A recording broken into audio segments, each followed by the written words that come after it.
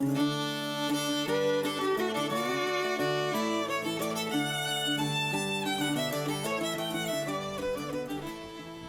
here in an old-growth forest in Pennsylvania, western Pennsylvania.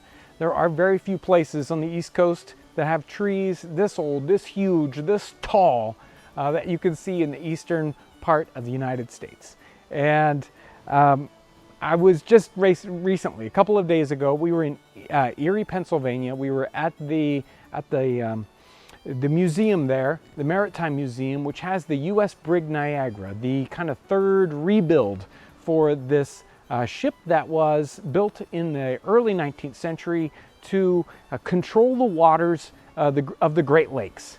And in the time period, this 100-foot-long, wooden fighting vessel would have been rather small for that time period, especially for ocean-going vessels. But even there, we could see, the huge amount of timber that it would take to build a ship like that, and the huge masts, 40, 50 feet long, and giant, very, very large masts. Of course, it's very difficult in the 21st century to rebuild a vessel like that using the proper wood. And the masts that they have on the Brig Niagara, they were composite masts made of different pieces of wood glued together to make this nice, strong, huge mast. Well, here in this old-growth forest, we can see what it would have been like in the 18th century to come up with masts. They had them all over the place. Around me in this forest, I've probably already seen 100, 200 trees that would make amazing masts for ships. 18 inches, 24 inches in diameter. And while you can find that kind of tree nowadays, it's very difficult to find one that is straight for 50 feet, 60 feet, 80 feet, 100 feet of beautiful, straight trees. This would have been, before it fell down, while it was still alive, would have made a beautiful mast. And in the time period, the king's men would go through these forests. They would mark these trees. This is the king's tree. He's going to use this for a mast on a fighting vessel. So when I come to a site like this, it makes it much easier to understand what it would have been like in the 18th century.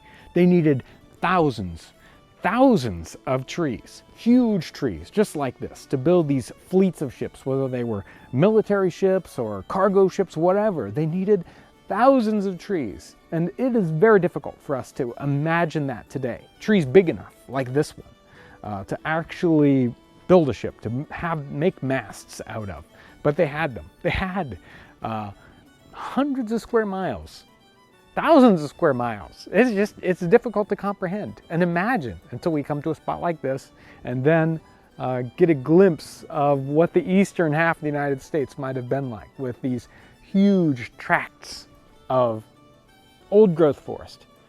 It is just difficult to imagine. If you get a chance, make sure to come to, this is the Allegheny National Forest here in western Pennsylvania, and right up close, just north of here is Erie, Pennsylvania, where they have the U.S. Brig Niagara. Both wonderful sites. If you get a chance to visit them, you'll love it.